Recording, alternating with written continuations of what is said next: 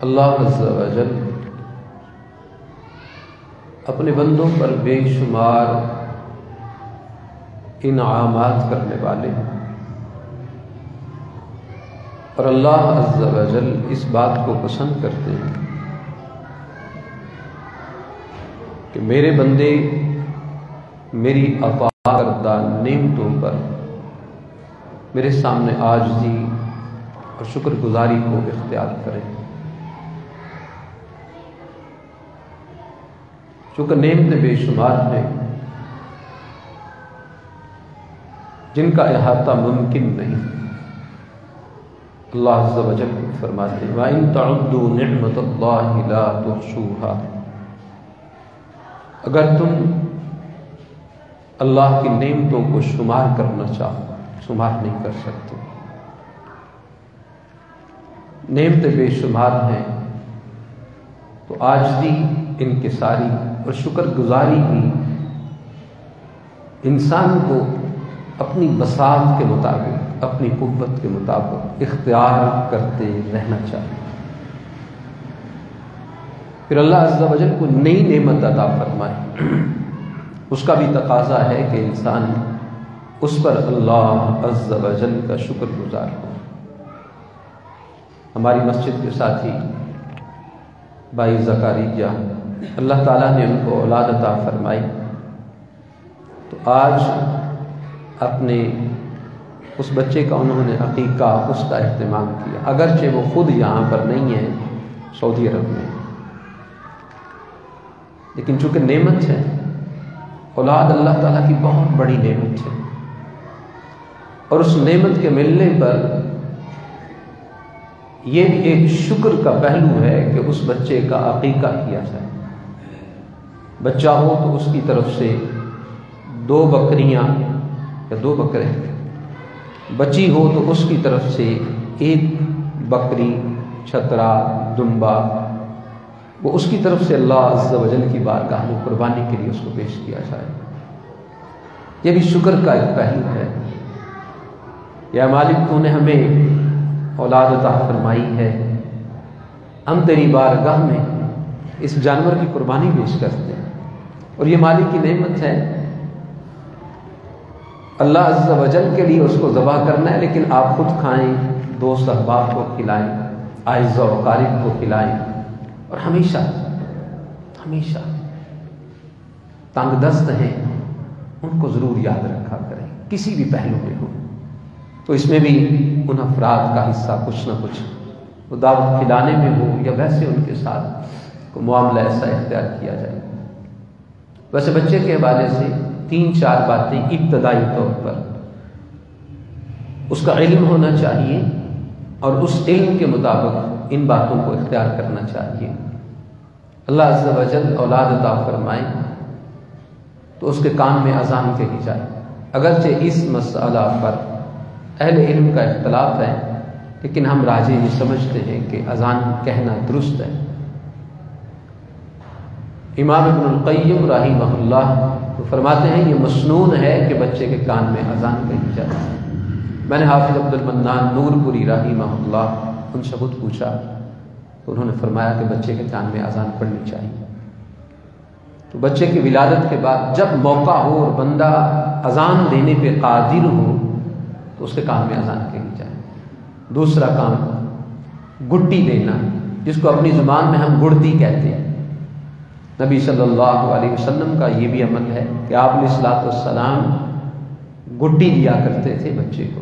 گڈی کا معنی یہ ہے کہ انسان کھجور، عام طور پر ویسے کوئی بھی چیز ہو لیکن کھجور بہتر ہے، اس کا گودا چبا کر پھر اپنی انگلی پر لے کر بچے کے تالو کے ساتھ لگا دیں، یہ گھٹی ہے۔ کسی نیک آدمی کی گھٹی دلانا، اس کے بھی اثرات ہوتے ہیں۔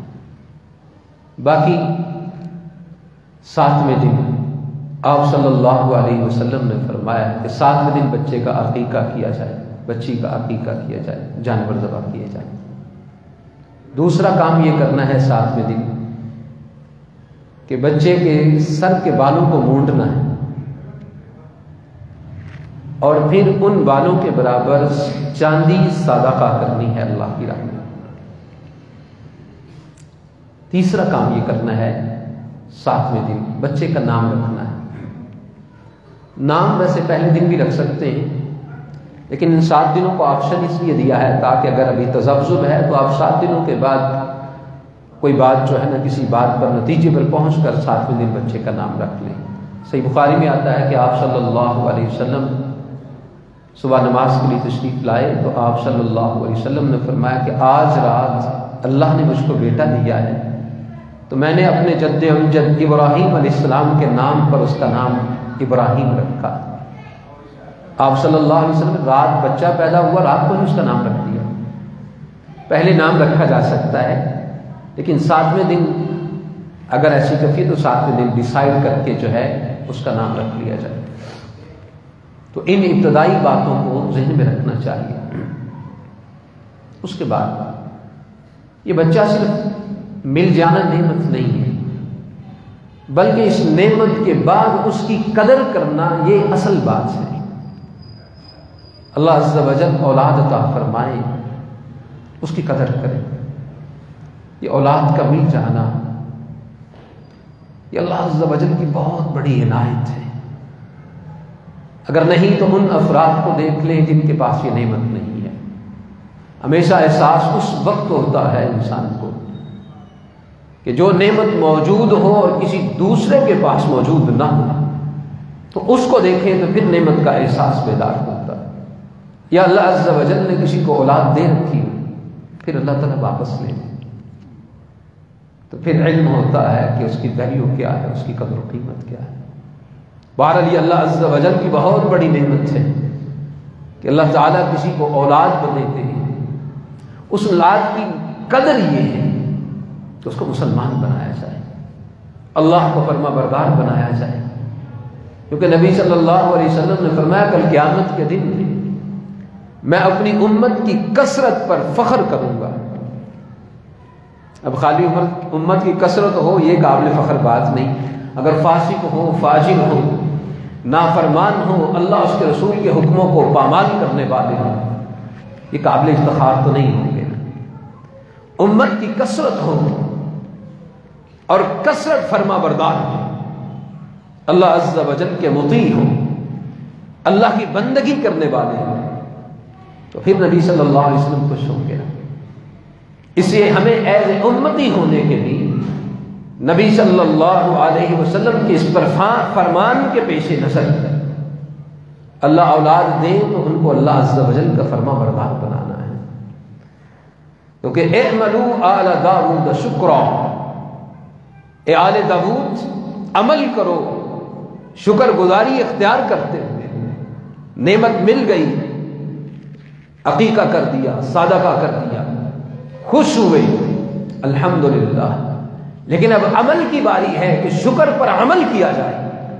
اب عمل یہ ہے کہ اس کو فرما برداری بنانے کے لیے، اللہ عز و جل کی اطاعت و شعار پر بنانے کے لیے اس کو اس راہ پر چلانا ہے جو اللہ کا منشا ہے۔ اس کے لیے چند باتیں جو ہم سب کے لیے ضروری ہیں، باتیں تو بے شمار ہیں لیکن صرف میں چند باتوں کا ذکر کروں گا۔ سب سے پہلی بات یہ کہ کوئی بھی فرما بردار ہو نہیں سکتا جب تک اللہ تعالیٰ کی توفیق شامل ہاتھ نہ ہو۔ ہم والدین کی ذمہ داری ہے اپنی اولاد کے لیے ہمیشہ دعا کرتے رہیں، ان کے لیے فرما برداری کی، اطاعت شعاری کی، اللہ عز و جل کی بارگاہ میں التجا کرتے رہیں کہ اللہ ہماری اولادوں کو اپنا فرما بردار بنا دے، کیونکہ اگر دعا نہ ہو، کوشش جتنی مردی ہو، اس کی جانب سے توفیق شامل حال نہ ہو، فرما برداری نہیں آتی۔ اور آج بڑے سارے دیندار لوگ بہت سے کام تو کرتے ہیں لیکن دعا کرنے میں کمزوری کا اور لاپرواہی کا اظہار کرتے ہیں۔ ہم نے اپنی اولاد کے لیے دعا کرنی، اور یہ انبیاء علیہم السلام کی سنت ہے۔ انبیاء علیہم السلام اولاد کے ملنے سے پہلے بھی دعا، مل جانے کے بعد بھی دعا۔ ابراہیم علیہ السلام دعا کرتے ہیں رب ہب لی من الصالحین، اے میرے پروردگار مجھے نیکوکار اولاد عطا فرمانا۔ اس کا مطلب ہے خالی اولاد نہیں مانگنی، اولاد مانگنی ہے اللہ کی فرما بردار مانگنی ہے، اور جو دوسرا ہے سننے والا اس کے لیے بھی ضروری ہے۔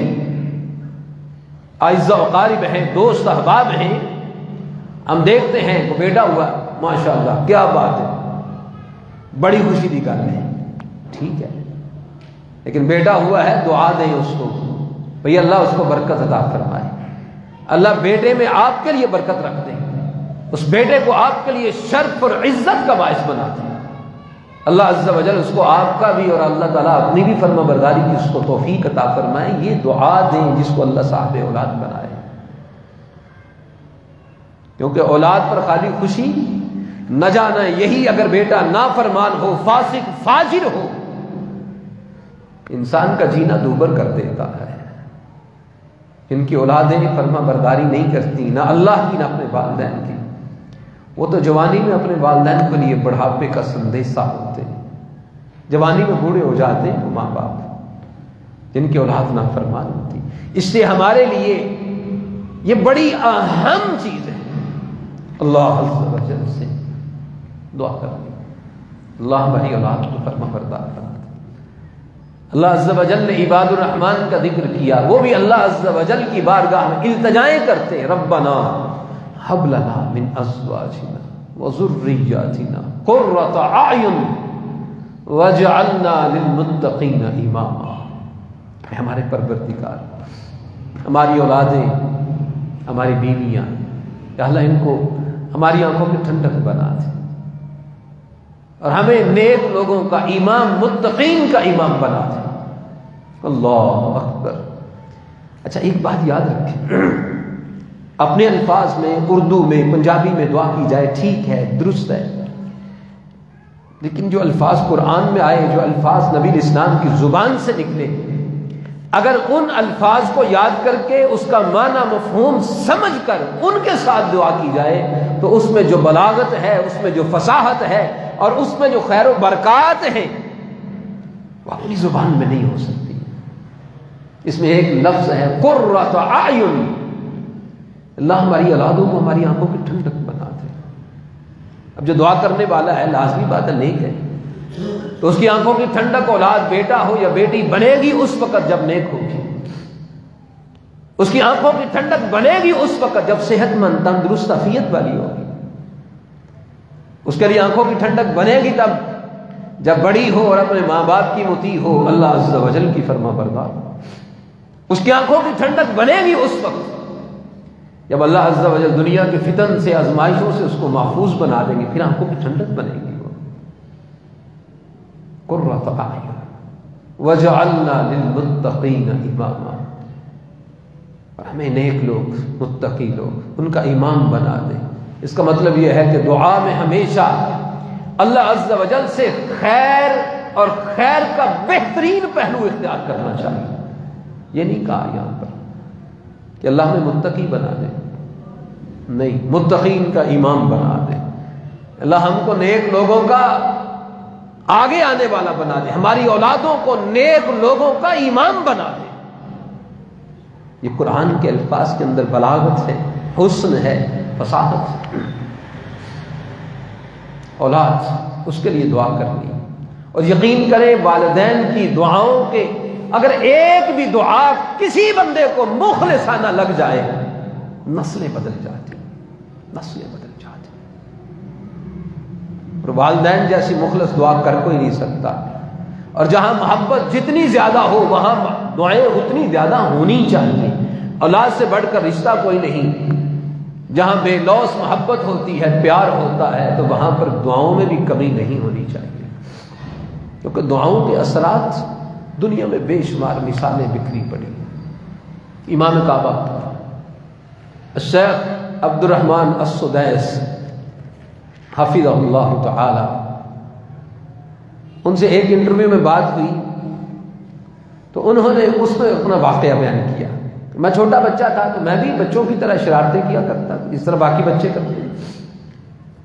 تو ایک دفعہ میں شرارتیں کر رہا تھا تو والدہ کچھ تنگ ہوئی، لیکن تنگ ہونے کے باوجود غصے میں مجھ کو کہتی ہے، جا تینوں اللہ امام کعبہ بنا دے۔ چھوٹے بچے تھے. شیخ عبد الرحمن السدیس حفظہ اللہ تعالی امام کعبہ، وہ کہتے ہیں میں تنگ کر رہا تھا تو میری والدہ نے غصے میں مجھ کو کہا جا تجھ کو اللہ امام کعبہ بناتے. غصے میں ملی ہوئی دعا بھی. امام صاحب کہتے ہیں کہ اللہ عز و جل نے مجھے امامت کعبہ کے مصلی پہ کھڑا کر دیا اور اتنی نام بری عطا فرمائی، اتنی نام بری کہ ائمہ کعبۃ اللہ ان میں اتنی نام بری دوسروں کو نصیب میں کم آئی. کہ ویسے ہی نہیں ملی، پیچھے ماں کی دعا اثر کر رہی تھی، ماں کی دعا تھی پیچھے، والدین کی دعا.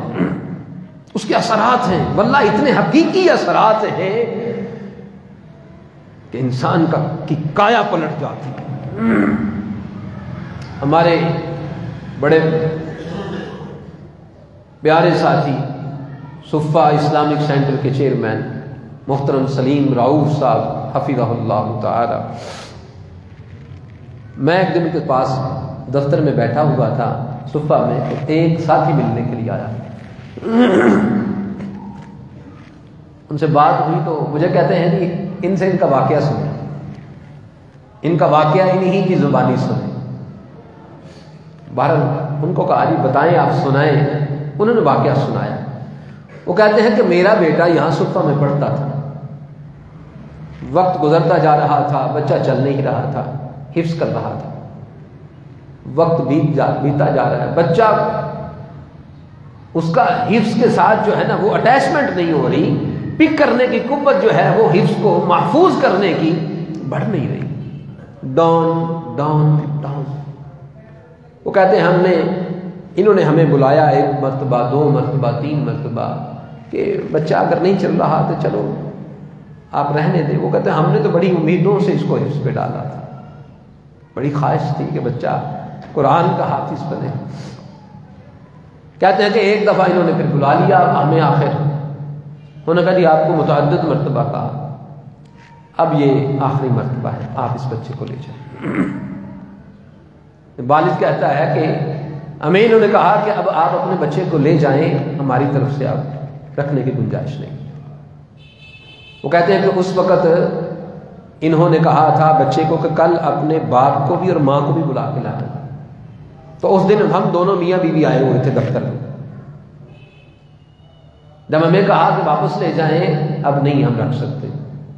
وہ کہتے ہیں کہ میری اہلیہ نے میرے ساتھ بات کی اور کرنے کے بعد ہم نے کہا جی ایک موقع اور دے دیں، ایک موقع دے دیں. وہ اس طرح انہوں نے کہا کہ ایک موقع دے دیں کہ ہم نے کہا کہ بچہ چل ہی نہیں رہا، ایک موقع سے کیا ہوگا. ہم نے کہا ٹھیک ہے لیکن اس کے بعد ہم بچے کو نہیں رکھیں گے. انہوں نے کہا ٹھیک. وہ کہتے ہیں کہ یہ چلے گئے واپس. اگلے دن بچہ آیا، اس نے سبق سنانے کی کوشش کی. اس سے اگلے دن آیا، اس سے بہتر کوشش کی. اس سے اگلے دن آیا، اس نے آدھا کے قریب سبق سنا دیا. پھر آتا گیا، وقت گزرتا چلا گیا، بچہ سبق سنانے لگا. سبق سناتے سناتے اس کی کارکردگی بہتر سے بہتر بہتر سے بہتر ہوتی چلی گئی، یہاں تک کہ وہ بچہ مکمل حفظ کر کے آ جائے. کہتے ہیں ہم پریشان. محترم سلیم رؤوف صاحب کہتے ہیں ہم پریشان. ہوا کیا ہے، بچہ جو چل نہیں رہا تھا، ماں باپ نے کہا ایک موقع دے دیں. ایک موقع دیا، بچے کی زندگی بدل گئی. آکے پھر بلا کے لیا بھائی ماں پیو. وہ جو ساتھی بیٹھا تھا سانوں نے پھر بلا لیا. وہ کہتے ہیں انہوں نے کہا سلیم رؤوف صاحب نے اے بچے نے کیتا کی تساں، اس کو کون سی گدڑ سنگھی سنگائی ہے کہ بچہ جس دن آپ کہہ کے گئے ہیں کہ ایک موقع دے دیں، اس کے بعد اس کی صورتحال بدلتی چلی گئی بدلتی چلی گئی. وہ کہتے ہیں ہم نے کچھ نہیں کیا. ہم اس رات کے آخری پہر میں دونوں میاں بیوی اٹھ گئے، وضو کیا، نماز پڑھی، اور ہم دونوں مصلی پہ بیٹھے رب کی بارگاہ میں التجا کر رہے تھے. اللہ بڑے چانل پایا سی بال کہ تیرے کلام کا حافظ بن جائے، بڑی چاہتوں کے ساتھ.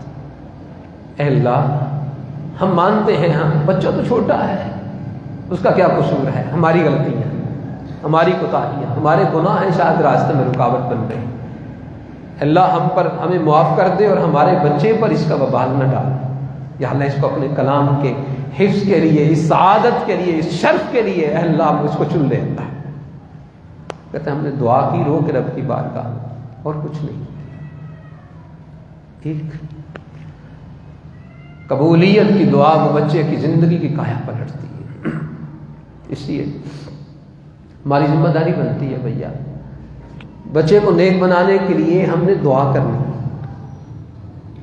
رب کی بارگاہ میں التجا کرنی، اور دعا کرنی ہے کب تک کرنی ہے؟ بعض دفعہ ہوتا ہی ہے اللہ اکبر لا الہ الا اللہ، بعض دفعہ ایسا ہوتا ہے بندہ دعا بھی کرتا ہے، بچے کو سمجھاتا بھی ہے، بچے کو چلانے کی بھی کوشش کرتا ہے، سیدھے راہ پر ڈالنے کی بھی کوشش کرتا ہے، وقت گزرتا چلا جاتا ہے، نتیجہ نہیں سامنے آتا، اور بعض دفعہ بندہ کہتا ہے کہ کیا ہوگا، کیا نتیجہ، کیا کب نکلے گا نتیجہ؟ حقیقی بات یہ ہے دعاؤں کے اثرات ہیں کب ہوں یہ اللہ کی مشیت اور اس کے ارادے پر موقوف ہے، ہم نہیں جانتے وہ دعا اپنا اثر کب چھوڑے، اس کا اثر کب ظاہر ہو، ہمیں علم نہیں ہے۔ ہو سکتا ہے اللہ ہماری زندگی میں دکھا دے، ورنہ ہماری دعاؤں کا اثر جو ہے وہ اللہ عز و جل ہمارے مرنے کے بعد ظاہر کر دے اور ہماری قبر کو وہاں پہ ٹھنڈا کر دے، ہمیں علم نہیں۔ میں جب یہ بات کرتا ہوں نا تو مجھے خطیب شہر فضیلت الشیخ حافظ اسعد محمود سلفی حافظہ اللہ تعالی یاد آ جاتے ہیں۔ ان کے والد محترم حکیم محمود صاحب مرکز بنایا، بہت بڑا مرکز تھا، حافظ صاحب باڈی بلڈنگ ایسوسی ایشن اس کے ساتھ ریلیٹڈ تھے، بازار میں اردو بازار میں دکان تھی، درس نظامی کیا ہوا تھا۔ والد صاحب ان کے لیے ان کو کہتے ہیں کہ پتر ادھر کو درس کو جمعہ، لیکن اپنا ایک مزاج تھا، ایک نوجوانی کی کیفیت تھی، آپ سب اپنی ہی دنیا میں مگن تھے۔ حکیم صاحب دعائیں کرتے یا اللہ یہ مرکز ہے اس کو آباد فرما، بچے کے لیے بھی دعا کرتے رہے۔ پھر حکیم صاحب اس دنیا سے رخصت ہو گئے، فوت ہو گئے، اللہ اکبر۔ اس کے بعد ہمارے استاد المکرم حافظ عبد السمیع عاصم حافظہ اللہ تعالی وہ بھی یہاں درس کے لیے آتے ہیں، وہ کافی دیر جمعہ بھی پڑھاتے ہیں۔ ان کے بعد پھر حافظ صاحب کو تیار کیا گیا، پھر حافظ صاحب نے جمعہ پڑھانا شروع کیا، اور حافظ صاحب خود فرماتے ہیں کہ ابتدائی طور پر جب جمعہ پڑھانا ہوتا تھا کیفیت یہ تھی کہ جمعے سے پہلے پیٹ میں مروڑ اٹھتے تھے، ٹینشن کی وجہ سے، بوجھ اور برڈن کی وجہ سے لوز موشن آنے شروع ہو جاتے تھے بعض دفعہ۔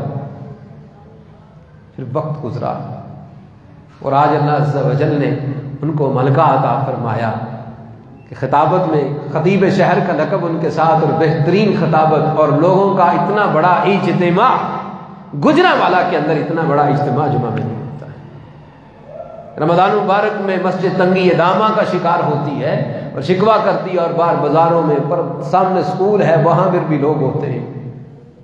یہ ماں باپ کی دعائیں ہیں پیچھے بھیا، ان دعاؤں کا اثر بعض دفعہ مرنے کے بعد بھی ظاہر ہوتا ہے۔ اس لیے ہم نے اپنے بچوں کے لیے دعا کرنی، کب تک کرنی ہے؟ ہم نے دعا کب تک کرنی ہے؟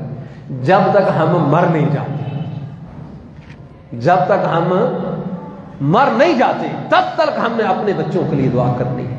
ہم بوڑھے ہو جائیں، عمر کے کسی بھی حصے میں پہنچ جائیں، اپنی اولاد کے لیے دعا کرنی ہے، دعا کرنی ہے، دعا کرنی ہے۔ یہ بھی یاد رکھیے گا کہ بعض دفعہ دعاؤں کے اثرات ہیں تو بد دعا کا بھی اثر ہوتا ہے۔ بد دعا نہیں کرنی یار، بد دعا نہیں کرنی، بد دعا سے بچہ بگڑ جاتا ہے، اس کا مزاج بگڑتا ہے، اس کا اخلاق بگڑتا ہے، اس کا اسلام بگڑتا ہے، اس کا کردار بگڑتا ہے۔ اسی لیے نبی مکرم صلی اللہ علیہ وسلم نے اس چیز سے منع کیا ہے کہ اپنے خلاف، اپنے مال، اپنی اولاد کے خلاف بد دعا نہیں کرنی۔ کیوں؟ اگر اس بد دعا نے اس قبولیت کی گھڑی کو پا لیا جس میں دعا قبول ہو جاتی ہے، قبول ہو جائے گی، اور ہم جانتے نہیں ہیں کہ وہ لمحات کون سے ہیں جس میں قبولیت کی گھڑیاں ہیں۔ آج مائیں نرم دل تو ہوتی ہیں لیکن ذرا جلد جو ہے نا وہ صبر کا دامن بھی ہاتھ سے چھوٹ جاتا ہے. ماں ایسی ہونی چاہیے، اس کے اندر حلم ہونا چاہیے. ایک مسلمان ماں کے اندر برداشت ہونی چاہیے، اس کے اندر اپنی اولاد کے لیے محبت کے وہ تقاضے ہونے چاہیے جس میں بد دعا نہیں دعا ہو. اس طرح ابھی میں نے ذکر کیا غصے میں بھی دعا کی ہے. فضیلت الشیخ عبد الرحمن السدیس حافظہ اللہ تعالی کی والدہ نے اور اللہ عز و جل نے اس دعا کا اثر یہ سامنے کیا، امام کعبہ بنا دیا. پہلے مائیں تھیں غصے میں کہا کرتی تھی، وہ کہتی تھی تیرا بیڑا ترے. کیا کہتی تھی؟ ڈبے نہیں، تیرا بیڑا ترے. وہ مائیں سمجھدار تھی، کہتی تھی تیرا ککھ نہ جائے، تیرا ککھ نہ جائے. میرا پترا میں تیرنا پیار ہی بڑا کر لی ہے، تیرا ککھ نہ جائے، کچھ نہ بگڑے تیرا. اور آج کیفیت یہ ہے بے صبری کی بنیاد پر ماں کہے باپ کہے کہ تیری میں زندگی منہ نہ دیکھا، میں تیری لاش ہی گھر میں آئے، تو مر جا. اگر وہ گھڑیاں قبولیت کی اس کو پا گئی تو مر جائے گا، واللہ مر جائے گا. اگر قبولیت کی گھڑی نے ان الفاظ کو پا لیا تو اس کا لاشا آئے گا گھر میں. دعا نہیں کرنی، یہ کہنا آسان ہے، لمحہ پر میں ضبط نہ ہونے کی وجہ سے، برداشت نہ ہونے کی وجہ سے یہ تو کہہ دیا، لیکن اس کا نتیجہ اگر نکل آیا تو پھر اس کو فیس کرنا بہت مشکل ہے، اس کا سامنا کرنا مشکل ہے. اس سے میں لمحہ بھر کے لیے بات کہہ دی، بعد میں اگر ایسا ہو گیا تو برداشت کیسے ہوگا؟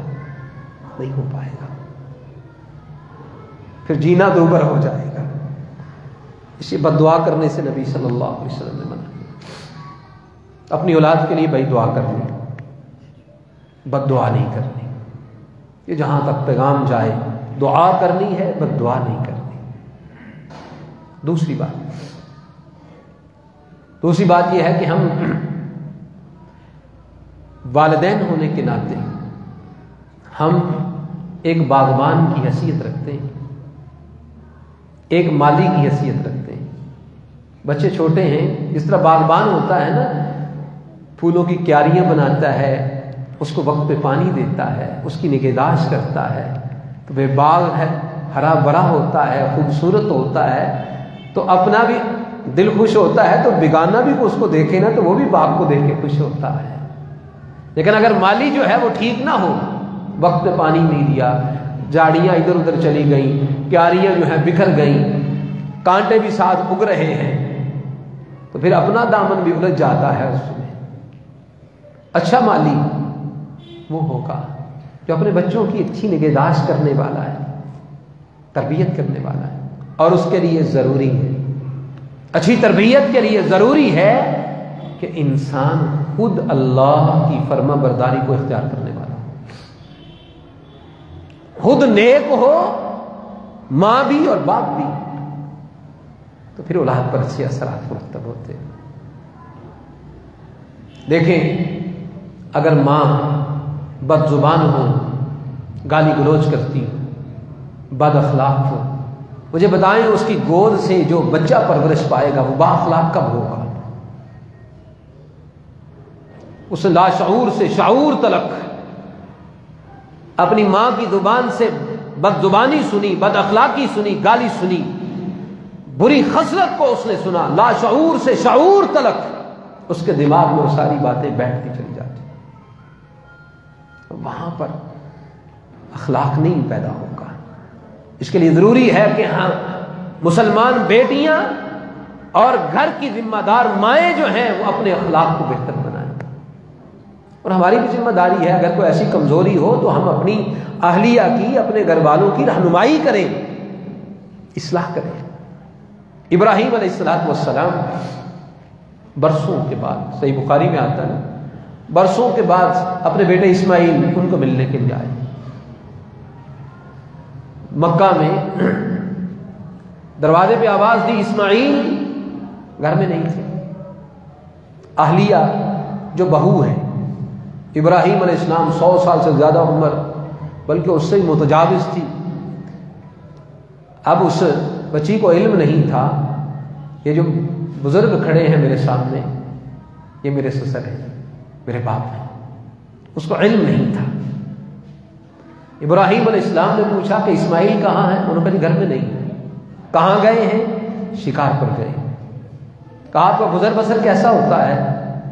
بہو کہہ رہی ہے اپنے سسر کو کہ شکار مل جائے تو کھا لیتے ہیں، نہ ملے تو بس اسی طرح ہی گزارا ہوتا ہے۔ بہو کی زبان پہ ناشکری کو دیکھا، کہا اچھا اسماعیل آئے گا نا تو اس کو کہنا کہ اپنے گھر کی چوکھٹ کو تبدیل کر لے۔ ابراہیم علیہ السلام وہیں پہ کھڑے کھڑے واپس پلٹ گئے۔ صحیح بخاری میں آتا ہے اسماعیل علیہ السلام آئے، انہوں نے اپنے بابا کی مہک کو محسوس کیا، مہک محسوس کی۔ اہلیہ سے پوچھا کوئی آیا تھا؟ کہا جی آئے تھے، ایک وڈیرا یا آدمی سی بڈھا جا، وہ آیا سی۔ اچھا کیا ہوا؟ بابا تھے نا، اشتیاق ہے، کیا بات ہوئی، کیا گفتگو ہوئی، کیا کہا گیا، کیا جواب میں کہا گیا؟ کہا جنہوں نے یہ سوال کیا میں نے یہ جواب دیا، انہوں نے یہ پوچھا میں نے بتایا۔ کہا پھر؟ کہا جاتے ہوئے پیغام دے گئے تھے کہ اسماعیل آئے تو اس کو کہنا کہ اپنے گھر کی چوکھٹ کو بدل دینا۔ کہا بی بی تو نے جانا نہیں، میرے بابا تھے، ابراہیم تھے خلیل اللہ علیہ السلام، آپ کے پیغمبر جلیل القدر، تو اپنے ماں باپ کے گھر چلی جا۔ اس کو اپنے ماں باپ کے گھر بھیج دیا، چھوڑ دیا اس کو۔ پھر ایک وقت کے بعد ابراہیم علیہ السلام پھر آئے، صحیح بخاری میں آتا ہے اتفاق سے اسماعیل علیہ السلام پھر گھر میں نہیں تھے۔ اللہ اکبر، گھر میں نہیں تھے۔ پوچھا اسماعیل، اب دوسری اہلیہ، دوسری شادی کی، اسے بھی نہیں علم کے بزرگ کون ہیں، یہ ضعیف العمر سفید ریش سفید بالوں والے یہ بزرگ کون سے؟ نہیں۔ کہا جی اسماعیل گھر میں نہیں ہے۔ کہاں گئے ہیں؟ کہا جی شکار پر گئے۔ کہا آپ کا گزر بسر کیسا ہوتا ہے؟ جی الحمدللہ، اللہ کی بڑی تعریف ہے، گوشت کھاتے ہیں جی ہم، اللہ ہمیں شکار دے